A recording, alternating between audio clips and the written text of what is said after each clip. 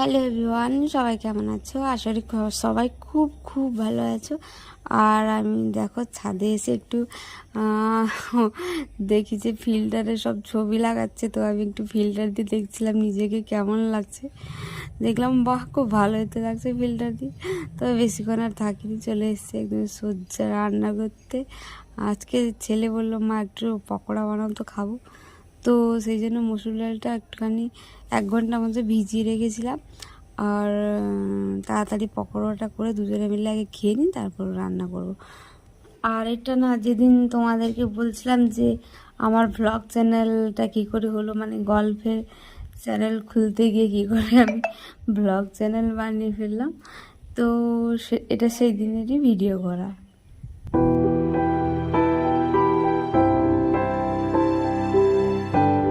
পকোড়া প্রায় রেডি। আর নিরামিষ দিনেই না যত বেশি মুশকিল, মানে কি রান্না করব কি করব সেটা ভেবেই পাই না।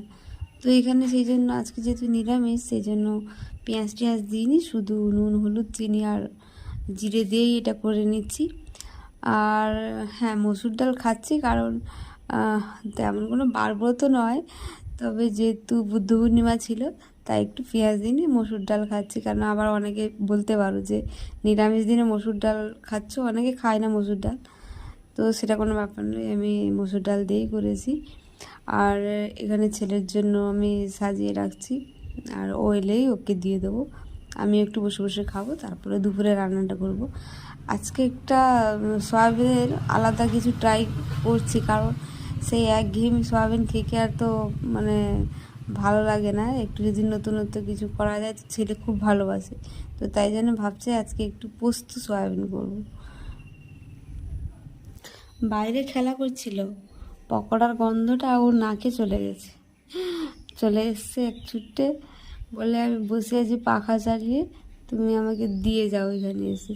তো আমি বললাম, তুই একা কেন খাবি, আমিও একটু খাই। আর ওর সঙ্গে এরকম করে একটু খেতে হয়, ওই রকমই করবে, না হলে বিরক্ত করে দেবে। তো টেস্ট করে খাওয়া হচ্ছে, আর খুব খুশি পকোড়া খেয়ে। আর চলে এসেছি খাওয়ার পর রান্নাটা করতে, কারণ মানে তাড়াতাড়ি রান্নাটা করে নিলেই বাঁচি, কারণ গরম তো খুব পড়েছে। আর একটুখানি দেরি হয়ে গেলে কেমন অস্থির অস্থির লাগে রান্না করতে, তো তাই জন্য বেশি দেরি না করে রান্না করতে চলে এলাম। তো বলেছিলাম না আজকে সয়াবিনের পোস্ত সয়াবিন করব, তার জন্য আমি এখানে সয়াবিনটা একটুখানি গরম জলে ফুটিয়ে নিচ্ছি, কারণ এটাকে ভাজতে হবে, তো তাই গরম জলে ভেজাবো না, আজকে একটু ফুটিয়ে নিচ্ছি যাতে বেশি নরম হয়ে যায়। ব্যাস হয়ে গেছে, এটাকে আর বেশি করবো না, এটাকে ঢেলে ঠান্ডা করতে দিই। আর ততক্ষণে আমি মশলাগুলো পেস্ট করে নিই।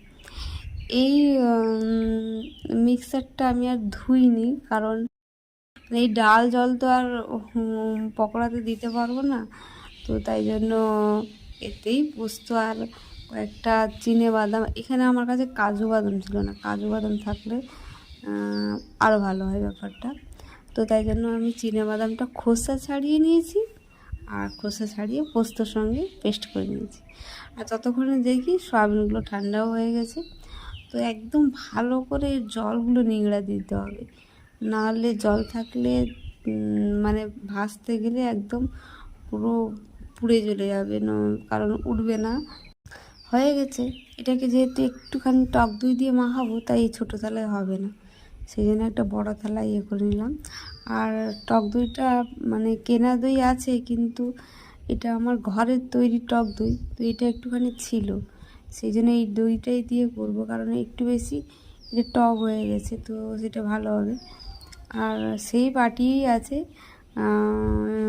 তাই ওই বাটিতেই, যেটাতে ডালের বড়া করেছিলাম, ওই বাটিতেই আমি টক দই আর নুন দিয়ে ভালো করে ফেটে নিয়েছি, কারণ সয়াবিনে নুন দিলে সে আবার কোথায় বেশি, কোন সয়াবিনে বেশি কোন সয়াবিনে কম এরকম লেগে যেতে পারে, তো তাই জন্য টক দইটা মাখিয়ে দিলাম, আর ভালো করে এটাকে মাখিয়ে ভাজতে বসিয়ে দেবো। তো দেখো এখানে টক দইটাও নরম, সয়াবিনও নরম, তো এর সঙ্গে কিছু বাইন্ডিং হওয়ার জন্য কিছু না দিলে মানে ভালো করে ভাজাটা হবে না। তো আমি তাই জন্য 2 থেকে 3 চামচ কর্নফ্লাওয়ার দিয়ে দিচ্ছি এখানে, আর সেটাকে ভালো করে এবার মাখিয়ে নেবো, আর কিছু দেওয়া লাগবে না।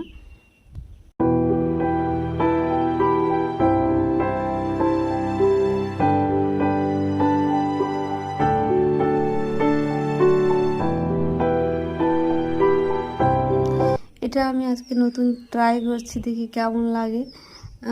তবে মনে হয় খুব একটা ভাতের সঙ্গে ভালো হবে না, কিন্তু পরোটা বা রুটির সঙ্গে এটা মনে হয় ভালো হবে। তো দেখি কি হয়। আর এটাকে তেল দিয়ে ভেজে নিচ্ছি ভালো করে। খুব বেশি যে একদম লাল লাল করে ভাজতে হবে তা নয়, মোটামুটি হালকা ভাজা হয়ে গেলেই এটাকে নামিয়ে নেব। ব্যাস হয়ে গেছে, এবার এটাকে নামিয়ে নেব। এটা একটু কড়াতে লেগে লেগে যাচ্ছে, লেগে যাবেও, কারণ এটাতে দইটা পড়েছে যেহেতু, তো লেগে যাবে। এটাকে ভালো করে আবার চেঁচে আর একবার ভেজে নেব। অনেকটা সয়াবিন তো, তাই একসঙ্গে ভাজা যায়নি, দুবার করে ভেজেছি। আর কড়াটায় প্রায় লেগে লেগে গেছিলো একবার, সেটাকে ধুয়ে আবার মানে ভালো করে সেই কড়াতেই ভেজেছি, আবার লেগে গেছে, সেই জন্য সেই কড়াটা বাদ দিয়ে দিয়েছি। আর এখানে দেখো ক্যাপসিকাম, একটা বড় ক্যাপসিকাম আমি একটুখানি ভেজে নিচ্ছি, তারপরে আমি রান্নাটা বসিয়ে দেবো। এটাতে তেমন কিছু কষ্টের কিছু নেই রান্না, শুধু ওই মশলাটুকুই যা লাগে, তোমার পোস্ত আর বাদাম, আর কোনো মশলা লাগবে না।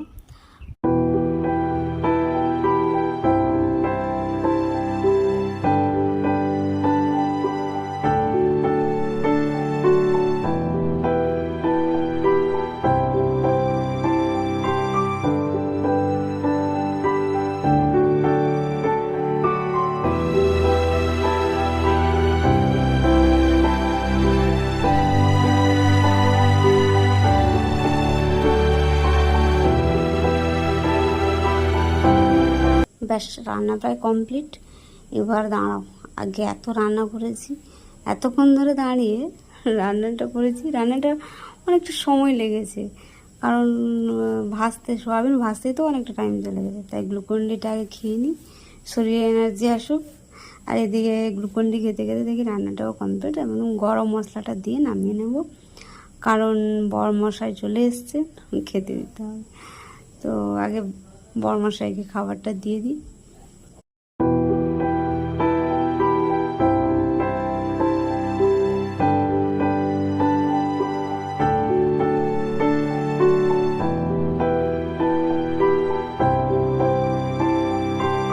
রীতিমতো ভয় লাগছে, কি জানি রান্নাটা কেমন হয়েছে, কি রিভিউ পাবো তার কোনো ঠিক নেই। তবে যাই হোক, রান্না যখন করেছি খেতে তো দিতে হবে, তো দিয়ে দিই। আর ফিরে আসি তোমাদের সঙ্গে কিছু গল্প করতে। আর আজকের ব্লগটা কেমন লাগলো অবশ্যই জানিও, আর ভালো লাগলে একটা লাইক কমেন্ট অবশ্যই করো। আর দেখা হবে নেক্সট ভিডিওতে।